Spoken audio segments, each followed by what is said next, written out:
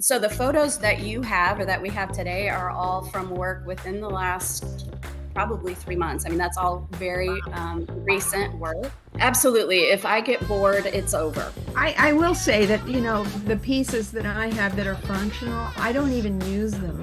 I just won't. Heresy. Oh, I would not have changed anything. I mean, I've created a life I don't need a vacation from. It's that kind of situation. When I was 5, I lived with my mother and father and older brother. At least I could draw, I told myself. It was just me, my cats, and my imagination. Created protective cover, just enough where he could keep his underwear on.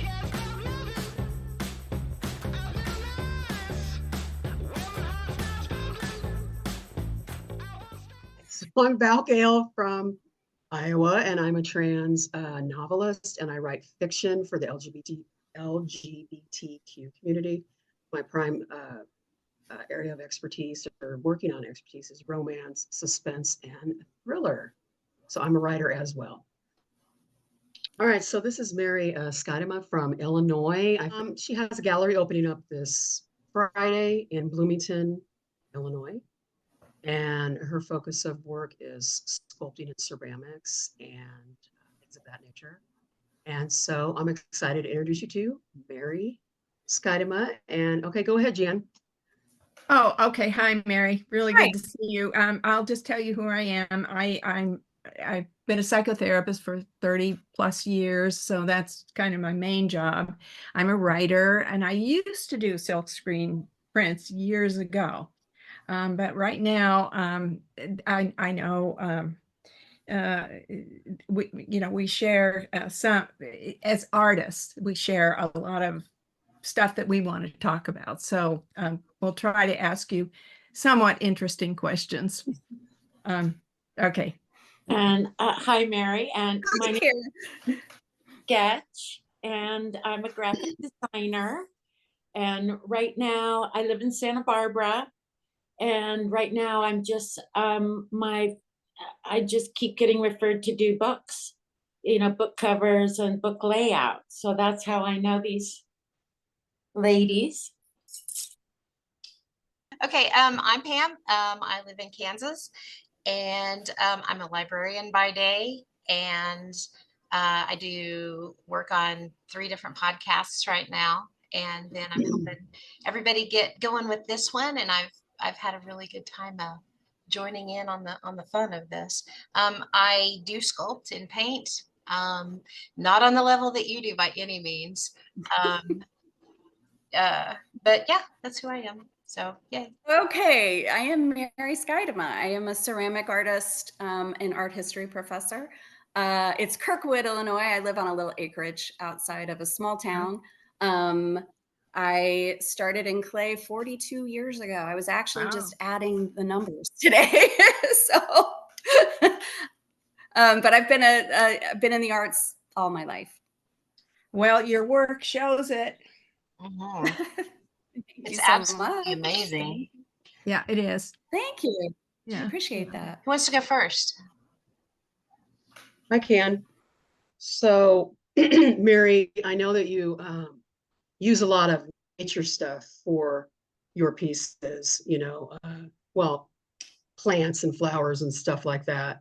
And you have some really, really beautiful leaves and stuff like that. And fall stuff that's just wonderful. What inspired you to use this approach with nature to incorporate with your art?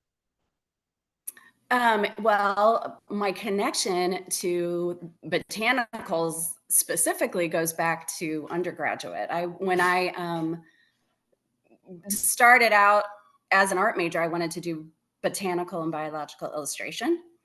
And at that time in 1981, everything was just turning to computers. So I had been doing pen and ink and very specific things with, rendering roots and parts of plants and parts of bodies. And I just kind of decided at that point that, that avenue was not going to be available to me for long. I didn't really want to do it on the laptop. So, I mean, it goes way back. So the photos that you have or that we have today are all from work within the last probably 3 months. I mean, that's all very recent work. My farm and my experience living where I do has always informed my work in some way or another.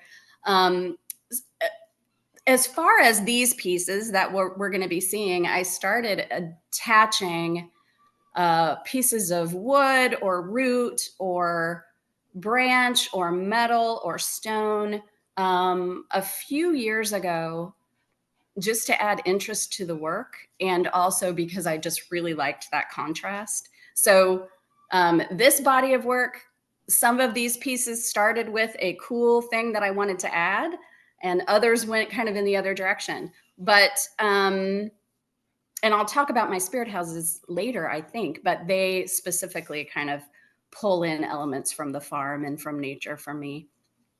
It's been lifelong though. I am not a rule follower, even as a psychotherapist. I've always, I have trouble having people oversee my work. And as a writer, it's been difficult to work with an editor, and it took me 4 editors to finally find the one that we work with. Val and I work with her. But anyway, the piece I want to ask you about is this one. I think, okay, yeah. I was looking, I love it. And what it's kind of did, the bowl is sort of a traditional bowl with a wonderful, crackled glaze. And then you have these kind of pieces like rope coming up, and then the wonderful driftwood. Now, what I'm asking you is, do you visualize what that's going to be like, or is it just kind of experimental? Because when you put stuff in the kiln, I assume you don't always know what's going to come out. Very accurate. But I will say I'm a person who's learned from my mistakes, because again, I do my own thing a lot, and then I have to listen to the feedback, and often it's not absolutely. But still, some great stuff comes out of that because you just play with and you take a risk. So I wanted to ask you about this piece because it works so well.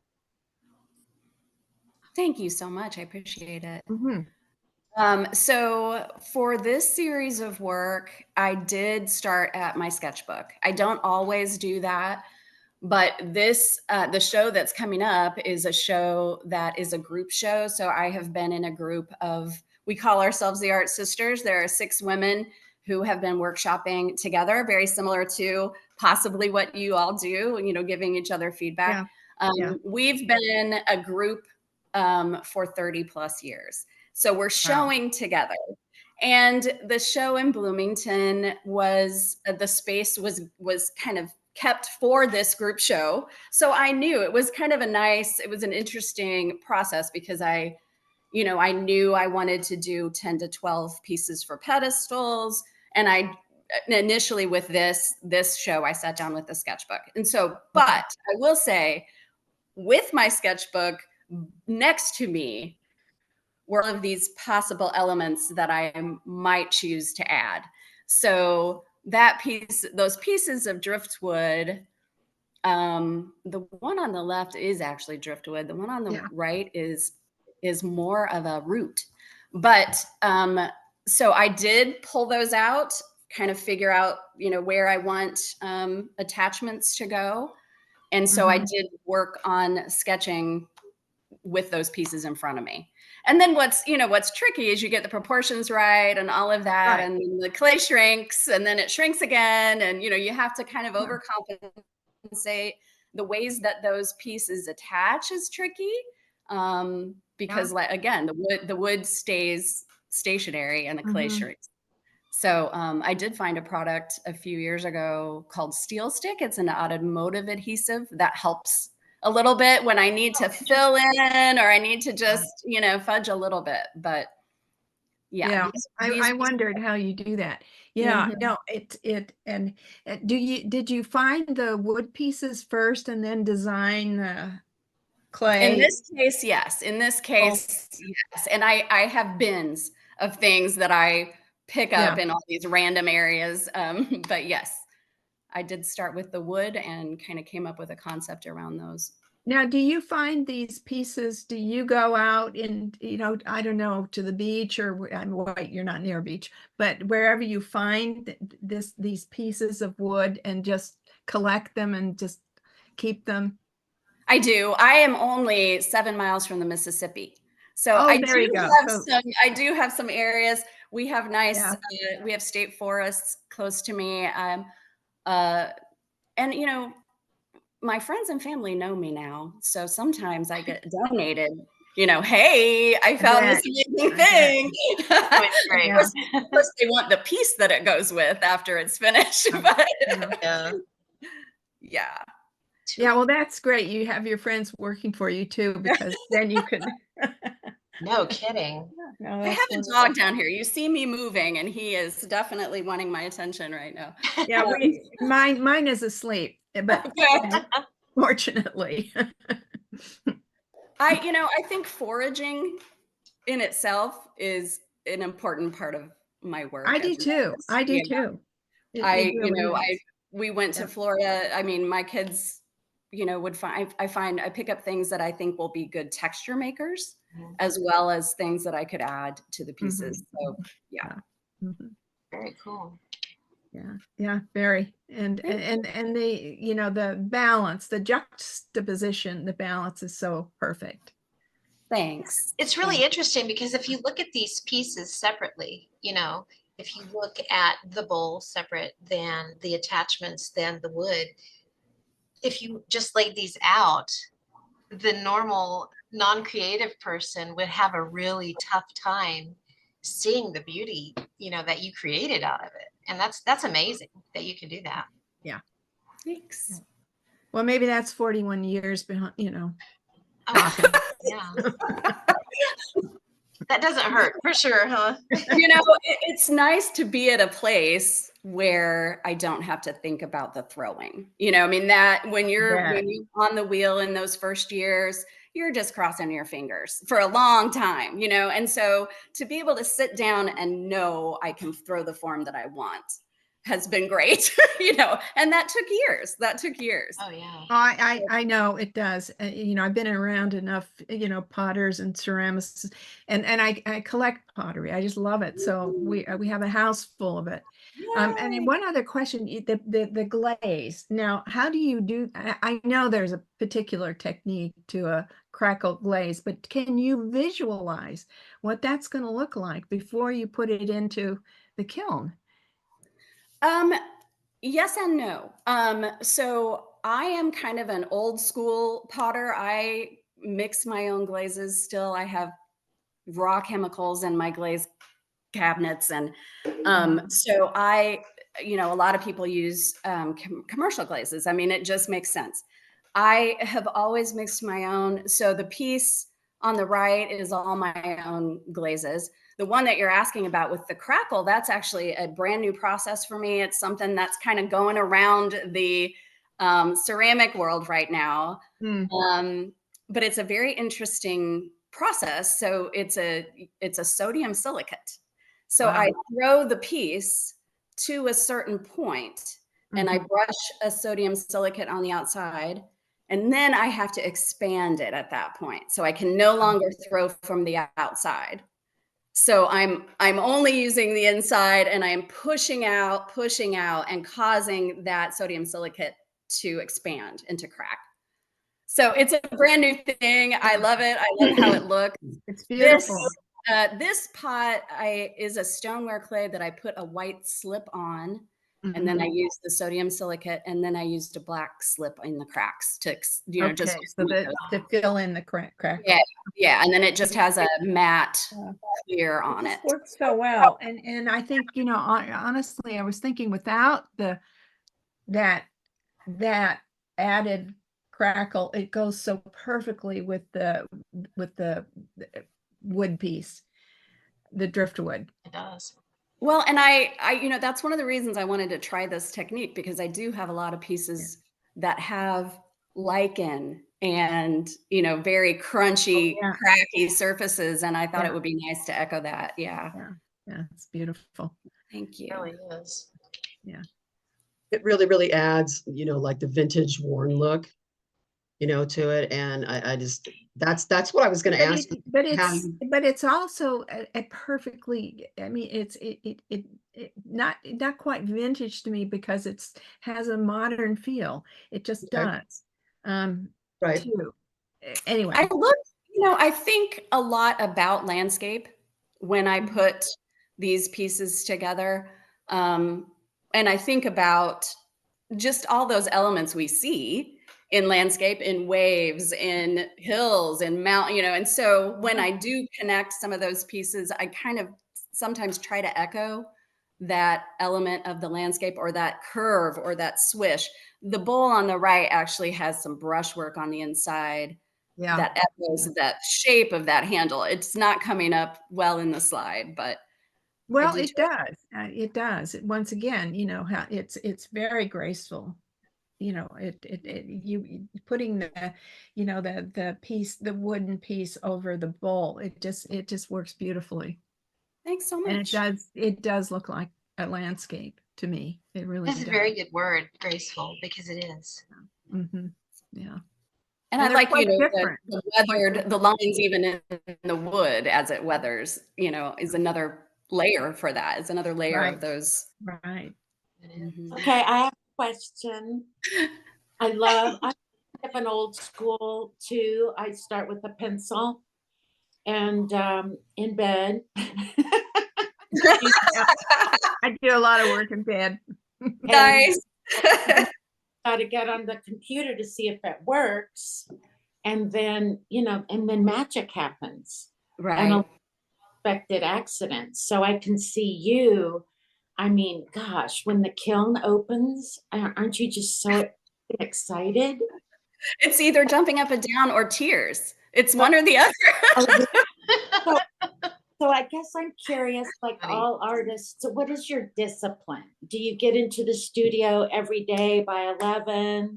Or a nature walk first, like I do, before I get on the computer? What is your discipline? That's an interesting question. Yeah, that's interesting. I have been struggling recently with my discipline. I will say though,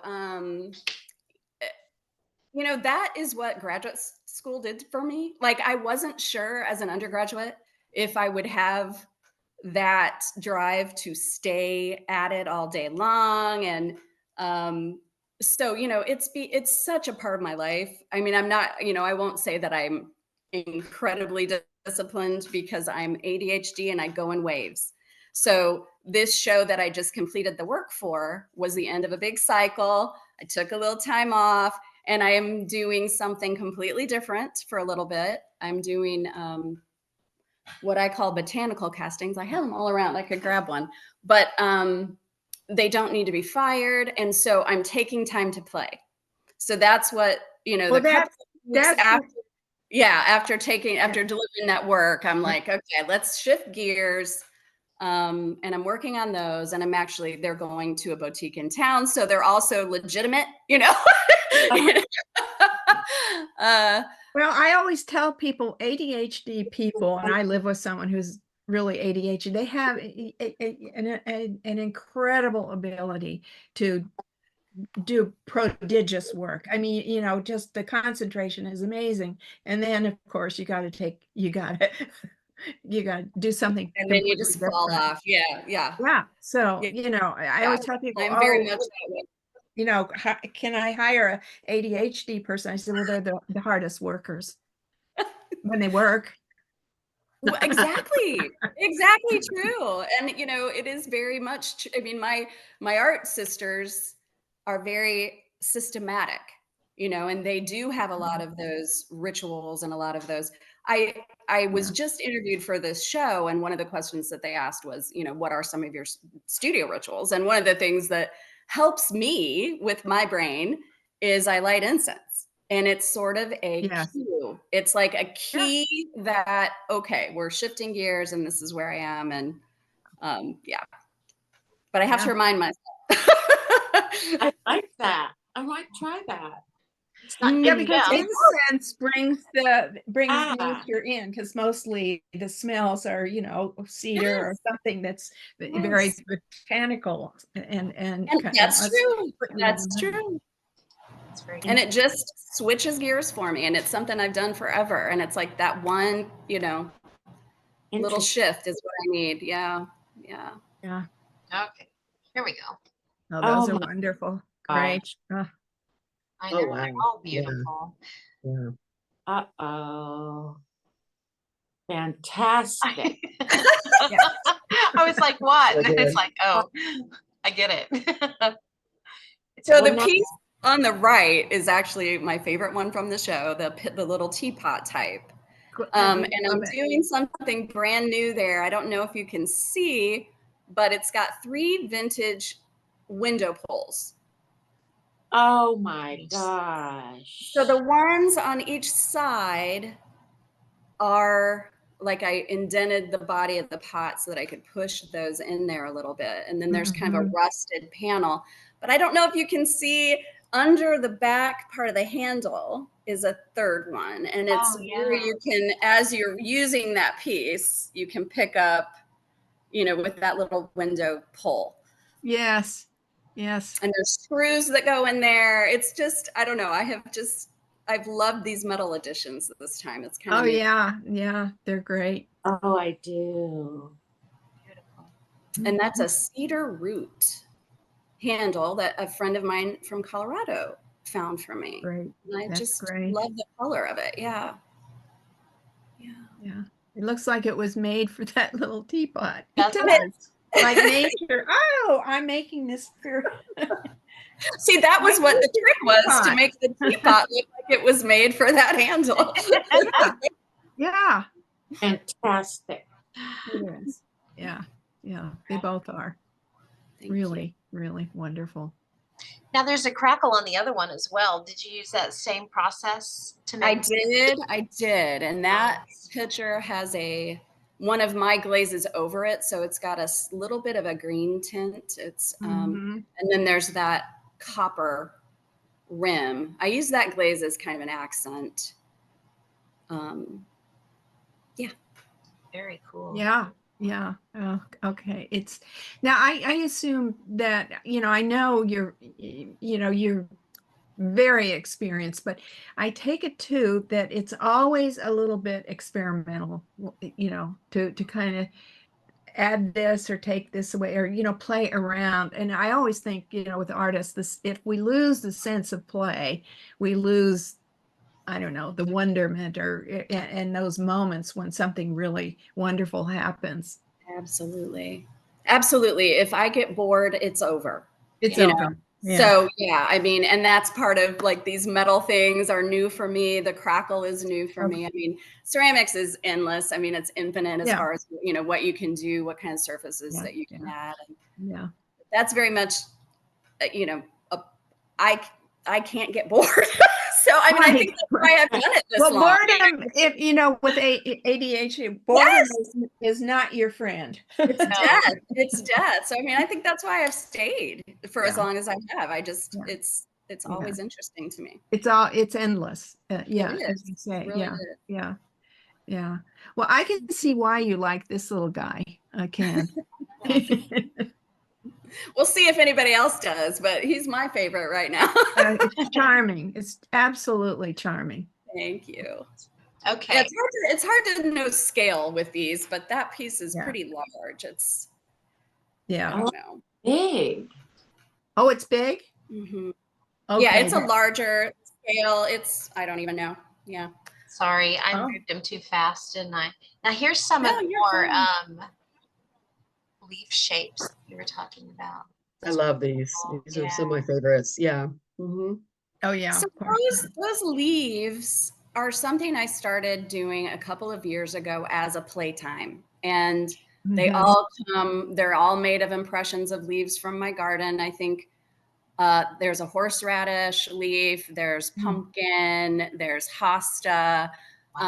But they've always just been really good sellers. And I wanted to kind of include them in this show. But for the show, they're going to hang them on the wall. So there's kind of a swoop of them. that, and the piece is called Falling. So that's just kind of a way to integrate those. And then, yeah, the piece on the right is called Dichotomy. I got a little help from an author friend of ours on the title of that. Won't name names, Val. But that is an old rusty shackle. Don't even know how I found it. Don't know how long I've had it. Wow. And it spoke to me this time. And I thought I wanted to do something smooth and bulbous and that contained volume, but also really simple to play against Wonderful. that shackle. Now, how big is that piece? You know, can you give an idea?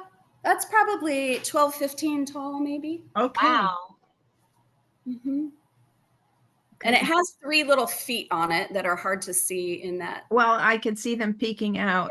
Yes, yes. Those, yes. I took these photographs kind of hastily. They're not fabulous, but I needed to get them in. So Yeah, no, they're good. I think they're good, but yeah. Oh my goodness. Beautiful. Yeah. I'm I in have awe. another so that was tricky. That was tricky because the metal goes nowhere. Right. The shrinkage had to be perfect. Uh-huh. And I did a little cutout for that side piece to kind of rest in. Yeah. I see Well, that it now. works. It works. You know, again, the sense of balance in all of these pieces is just fantastic. Thanks so And much.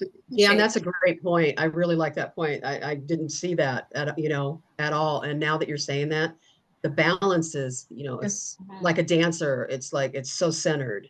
Yeah. It is. Yeah. You got to think about that. Yeah. Yeah. This piece, and part of what I do is I kind of negate the function by adding these wooden or metal, elements to it. So what would be a little container is not really usable, but it still contains something, it still has volume. And part of what I do is I did functional work for a long time, many, many years. And this is kind of a little bit of rebellion sometimes. It's like, well, it's functional, but I'm not going to let you use it. I want you to look at it. Yeah. I agree. I will say that, the pieces that I have that are functional, I don't even use them. I just won't. Heresy. Oh, yeah, it is. I bought this huge bowl, a Nasler bowl, from a friend who I went to high school with, and he needed to sell it. And Karen brought it up to my house. You remember that? It's a big piece. And a friend of ours had her mother there, and her mother said, "Oh, what a nice salad bowl." So, no, like as in never. See, I use all my art pieces that I've bought from other potters. And I hope everybody, this is part of what I say when people come to the studio and buy something functional. Please don't put it on a shelf. Please experience it. I have a cup right here. Like, please think about how it feels, think about the way, please use, a cup is different, but no, a cup I'll use. A cup is different. bad example, but I would use the bowl. No, can't do. Hand wash, but I know. That's fun. I have a question real quick. That's okay. It's okay. Mary, so when you were, a young woman, adolescent and a young girl, was this something that you envisioned yourself doing? Did you know that you had a gift and instrument for this, or did you see yourself doing something else, like, being a veterinarian or, or something? Is this what you envisioned for yourself? 100, like always. I never had another path. I have taught, along the way, but that was really because I just needed to support my art. I love being an educator and I love my connection with the people that I've taught. But if I could have done it financially, I would have just been in the studio. I like to tell, this brings up something because I taught at Hill Correctional, which was, there going the dogs, I taught at a prison in person for many years. And, one of the stories that I liked to tell my students at that time was that, my mom was very creative. When I was 3 years old, I'm just going to tell the story. When I was 3 years old, my mom decided I was getting out of the crib and I was getting my own room, and it was going to be a big closet because that's all we had.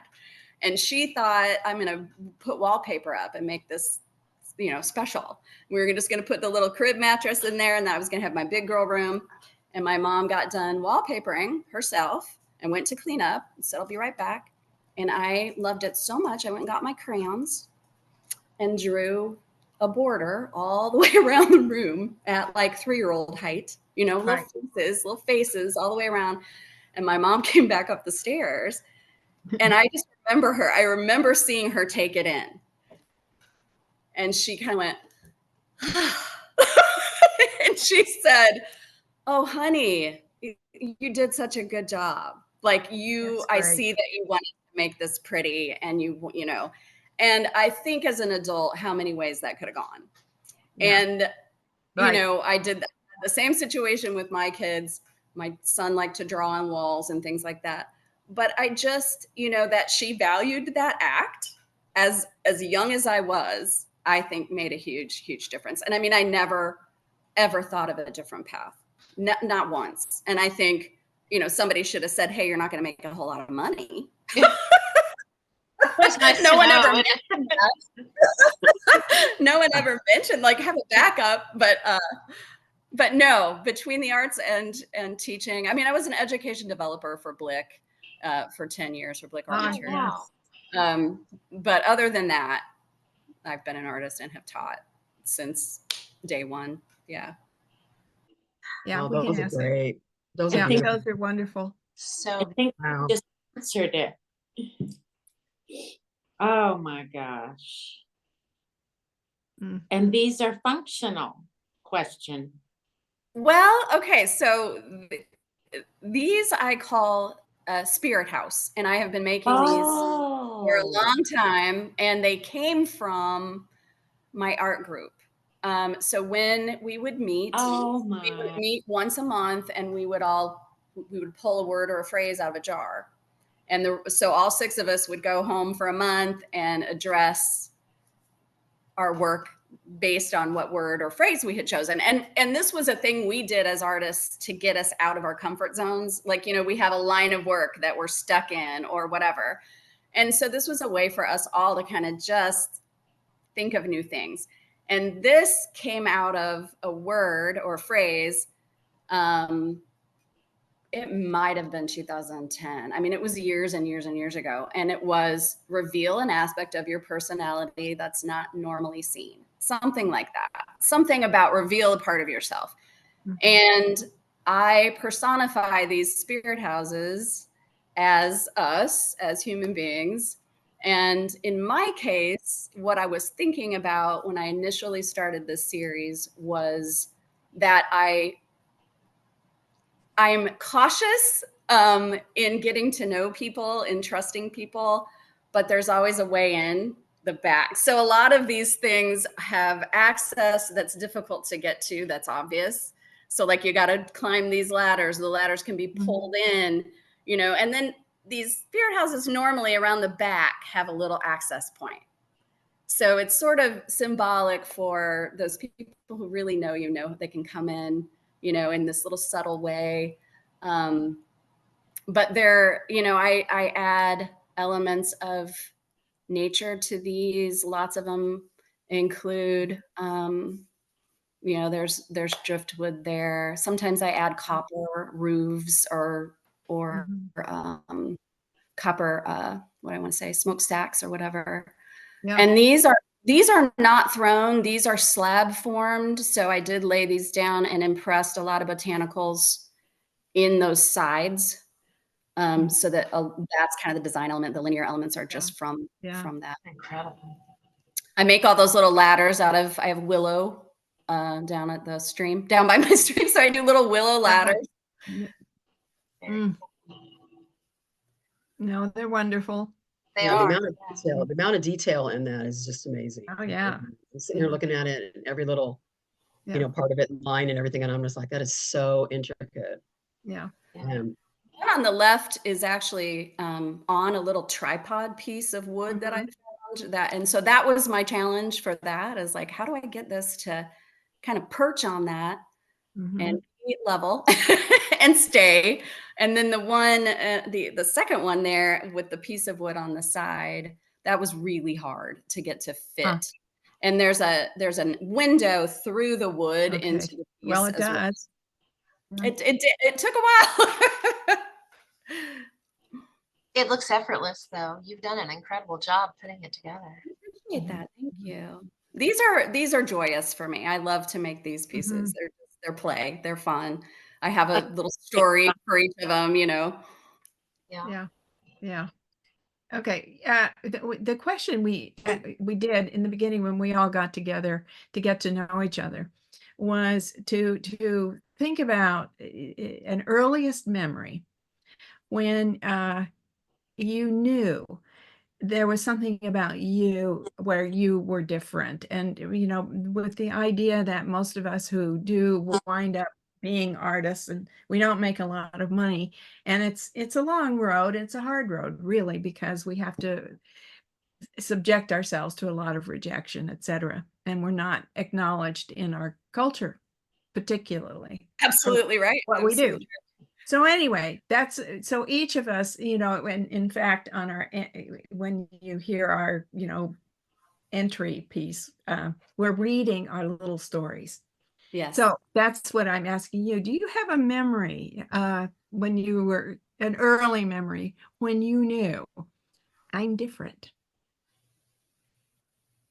It's a really, really good question. My mother was also a creative. So Right. I at least had that. I had the experience of, Yes. I came from a family of makers.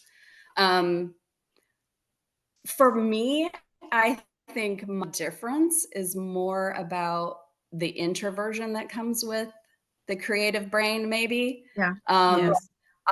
I don't know if I can, speak to a specific memory, but I knew very early on that I was different than other kids who could go all day and who Yes. were, Right. I don't know, I needed recovery time, I needed alone time, I needed contemplative time, and I didn't see that in the people around me, so I mean, I think That's maybe that. absolutely true. I think that's a great memory because kids like the introverted kids, teachers thought there was something wrong. But fortunately, you had family who probably thought, oh, she's just one of us, she's like us. Because I think the introverted kids get kind of a bad rap in school because they Terrible. need that time out. They need those moments of being by themselves, and they're not depressed. They just need time out. Very much so. Yeah. I mean, and especially in that era where, I mean, I'm 61. And so it's like, the 60s and 70s, you sunk or swam. I mean, it was, Right. you get into this, situation. And, luckily, Yeah. I mean, I have one, one of my youngest child is very much the way I was. So I was kind of able to facilitate, for him, like, this Right. is okay and this is normal and this is reasonable and Right. you can ask for what you need. But I think that Mhm. it was hard. And I think I just masked and pushed through it. Mhm. And now I know better. Now I know, Yeah. I Now do you need this. know. Yeah. Yeah. Yeah. It's okay. Yeah. That's a great answer, Yeah. actually. Really Well, good. it's really no accident. Over the years, most of my clients are artists because of this. They never felt like they were in step with the rest of everybody. Yeah. And so at least, and I do a lot of dream work, and I will tell you, it's the creative. Artists are wonderful. I'll say, "Oh, do you dream?" "Oh, yeah." Yeah, and they'll just, I mean, they don't have any thought that there's a problem, that dreams have meaning and are important to us. They just go right into it. Whereas people are a little more logical and extra, huh? Well, I don't know. I don't remember my dreams. you know, It's there's a that resistance. rich inner landscape, right? It's that, yeah, I mean, those little introverted kids had a whole world that no one knew They do. about. Like, Oh, yeah. we were fine. We were fine. Yeah. Yeah. I have two boys, and my oldest, he was not like me or my youngest at all, and he didn't have his own little world, and he had to be go go go all the time, and he still is that way. And Mhm. yeah, I don't identify with him as much as I do my younger, because he is a little bit more like me. He has that whole Yeah. need to refuel Yes. Mhm. and Yeah. contemplate, and The same thing happened to me. My first was this extrovert. And I'm like, I don't understand. She was You don't get it. no, she was just going. I had her at Montessori at 3.5, and she's like, half day. She's like, Mom, other kids stay all day. Like, can I stay all day? Right. And then the second one was like, don't ever let me go to, I don't ever want to Yes. go. I always want to be with you. Yeah. Parenting, learn parenting twice. Just learn it completely over for the second child. Yeah. No, it's so Sure. true. And if you're an Yes. introverted parent, having a very extroverted child is difficult. I have an extroverted husband. He has ADHD too, but he's the last one to leave the party, and it's and I'd be just dead, and Oh, he I wondered hear what's that. wrong with me. I got to go home. Now I Oh, go yes. separately. Oh yeah, hey, whatever works. I would have to, I learned. Yes, that's funny. my kids heard indoor voices on repeat, like their entire childhood. I was just like, I'm right here. Indoor, I'm right here. Bring it down. You're at a 9. I need you at a 2. Like, Funny. Okay, I know we have one more slide for sure, so let me share it. Love Oh, this. wow. Look at that. That is so neat. Oh, my goodness. Mm. I love how we just sit here in awe when the new slide. Yes. I'm like, I have a perfect opportunity here. I should take it. Like, what emotes for you when you look at this piece? I'll just turn it around. Okay. What does it make you feel?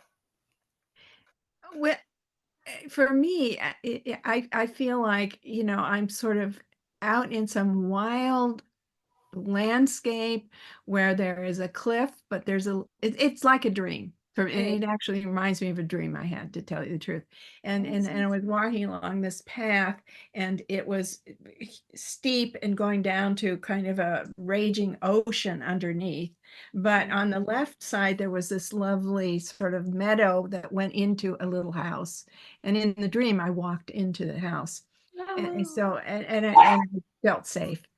And the beautiful, jug underneath, though, but it has a kind of feeling of water to me. And Very much so, yeah. It reminds me of that dream. I love that. I love that dream. I mean, it does. And actually, that piece is very watery. And I placed in each rib, at the top in the kiln, I placed a glass knob, like a glass blob, because I wanted that to melt down in rivulets down on all those areas. So there are 5 of them, I think. And I got lucky because I've done it before, and I've done it many times, but based on the color of the glass, you don't know how far it's going to melt. Right. So at the last minute, I thought, I'm going to put this piece on a little kiln stilt, because I'm like, I'm thinking they could melt all the way down. And a beautiful accident happened, because all of them melted into this perfect drip and became the feet. So it's up on little glass feet. It's hard to see, but it was like, that was a gift from the kiln for me. Yeah. Which Yeah. I was very happy about.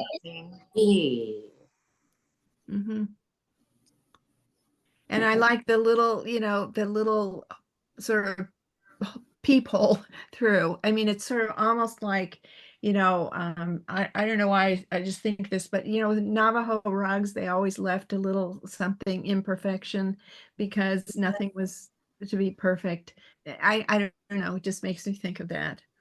And that's in nature's way. the East, in the East, that's called wabi sabi, you know, like the happy accident or the little Yeah. imperfection. Or I found that piece of wood. I don't remember where. It's the top of an old fence post, and that nail went through there. And I just loved that portal, that gate, you know, just the way that sort of was communicating a passageway through. And that's the feeling, definitely. It makes me think of hagstones, you know, the Celtic stone with a hole through it that you're supposed to be able to carry in through.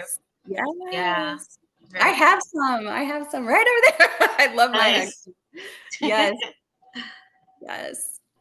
Beautiful. It is good. So for me, I don't know, it reminds me a little bit of isolation.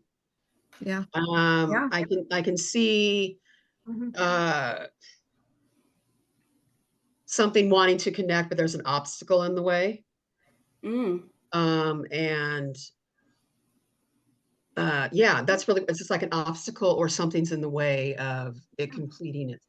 Well, we've just been talking about introversion. So, you know, there is an introverted feel to this piece, that it's you know, it's like, you know, the little house up there. It's not exactly, you can't get up there very easily. And it's, you know, kind of keep a lot of people away. For sure. Precariously. It's intentional. It's intentional. That's what I'm saying. It's very intentional. So, well, since we have a therapist here, I mean, I will, you know, share that I experienced a lot of trauma as a child, as a young person. And for me, isolation was safe. And so a lot of this is about creating your own little cocoon, your own safe space to heal and to, you know, recover. And that's what this piece is for me too. It's just, it's very much about isolation, but it's beautiful. It's also like a decision. Yeah. Right? Yes. Yeah. It's you being proactive in your healing and what you need. I can see that too. Like definitely people that have suffered trauma, you know, and I think that's a lot of, you know, creative people have had a lot of traumatic events because they've had to fantasize and create their own worlds, you know, and I think that they create a safe space. That's what it's about, the daydreaming and the, you know, taking you out of the situation that makes you feel unsafe. So that's absolutely true. It really is, I think. And you know, I can remember one time when I was in graduate school, this woman in class, you know, said, "Oh, I had such a wonderful childhood. I never had any problems like you guys." And I remember what shot out of my mouth was, "Well, what are you doing here?" I just, how uninteresting of you. Exactly. Exactly. Well, I mean, who hasn't experienced things that we need healing from? You know, it's inevitable. I mean, it's inevitable, and you get to a certain point. And for me, you know, pandemic was that place for me where I started really going inward, doing the work, have had the time for the first time, you know. And yes, I think we were talking about this before you came on. How COVID was so great for us introverts. Yes. Oh, now y'all get to experience life the way I prefer it, right? Exactly. Living on 12 acres in the middle of nowhere by myself. That sounds like heaven, actually. That does. That does. Well, tell us about your animals on your 12 acres. I have had chickens for over 20 years. I have 15 right now. I have 2 dogs and 1 cat. I had a little freeload possum last winter who was out in the coop during 30 below. So I brought her in for a couple of days. I mean, there's lots of wildlife. Yeah, they're sweet. They yes. are. They are. And really something that's that how you know we're from the Midwest. Possums are cool. I had a Samoyed female that found an opossum and took him to her bed. Oh, how sweet. He did. And finally we had to sort of get him out of her because he was playing dead. Oh yeah. And she didn't want him to leave. He was one of her babies. Right. They kind of faint. That is awesome. so misunderstood. Yeah, You know, they are. I did some research on that whole freeze thing, that Playing Dead thing, because I was like, okay, I need to learn more about possums if one's going to be in my house, right? Yeah. And it's actually shock. It's not something they control. It can last for They like go into shock. Yeah. I thought it was really a strategic thing, and turns out not at all. That it's just It's more like a fainting goat than. Yeah. scared the crap out of them, and they're now in trauma response. So Yeah. I identify with that. Well, liked some it big when hairy thing picking you up. She carried it like a kitten, to her bed, and I'm sure Oh. it was just. Oh yeah, Yeah. that's so funny. That is hilarious. Mm. Oh my goodness. Do you have a website? Right now I just use Facebook and Instagram, so it's Chicken Scratch Pottery. Okay. I had an Etsy store. I don't have that anymore. Yeah, this show. Yeah, so this is coming up. It's up. The opening reception is the 20th. Is this Friday? Okay. And that's McLean County Art Center in Bloomington, Illinois. Nice. And that's the work of five of my other art sisters there. So Wow. Mm-hmm. So good. yeah, So different. So eclectic. I love it. a lot of us. So Chris Docolosis is the pot with the crackle. She was an instructor at Galesburg Arts. She was a high school teacher. She's retired and doing amazing work. And then Linda Sickman is on my right, my spirit house in the middle. She is in her 80s. She started potting when she was in her 50s, and she's amazing. She was a hairdresser most of her life and started in clay in her 50s. And then the bust on the left is Ray Standard, who just started in clay. She was also a hairdresser most of her life, and she started in clay maybe 5 or 6 years ago, and she's doing amazing work. Wow. And the collage in the middle is Lori Reed. She was a graphic designer for Blick. And when she retired, she went into collage work, and these are strips of paper that are all kind of beautiful. added. She does her own imagery. And then the last on the right is Janice Mars Wunderlich, who is internationally known. She is a professor at Monmouth College, and her sculptures and paintings are amazing. I think it's going to be a good show. Oh yeah, it is. It is. Absolutely. Yeah, yeah. So you have that coming up. Is it any of your work? Can it be seen anywhere else? So what I have historically done is I have my work at local art centers all over, and I do 2 sales from my studio every year, and I have just gotten rid of it that way. So I do have, gallery representation. The month of October, I'm going to have my botanical castings at Maud Specklebelly's in Monmouth, Illinois. It's a boutique uptown. But it's Chicken Scratch Pottery. Facebook. Okay. Yeah. Okay. So on Facebook. So if anyone wanted to get a hold of you about any pieces, they could message me through there. Yeah, for sure. Okay. Yeah. Perfect. Yeah. Very cool. What advice would you give anyone that is wanting to get started in the field that may not have a huge background in it? In like as an artist or as an educator? As a ceramic, as an artist. Yeah. Woo! Right? I would not have changed anything. I mean, I've created a life I don't need a vacation from. It's that kind of situation. It's like, however, I don't know. I think I am not the best at the marketing advertising part of it, because I want to be behind the wheel making the work. Yep. And I really think I would probably suggest either having someone to do that for you or dedicating more time to that, because as creatives, we don't want to do it. And it's hard. I would say get disciplined in that department and don't do what I haven't, don't do what I didn't do, because it's, Yeah. I get that, because I think for the majority of us here, we're all kind of introverted, and marketing is scary. It's scary. Yes. You don't want to do it. It's annoying for me. It's like, it is annoying. Yeah. I don't want to do it. I had a student a couple of summers ago that I hired for the summer to do my Etsy and my Instagram and she did TikTok videos and she did all this amazing marketing stuff. That's what you'll find because I haven't done any since, you know. Understand. Yeah. We do. We very Yep. much understand that. Yeah. Mhm. Yeah. This has It's been just so really great. non-creative.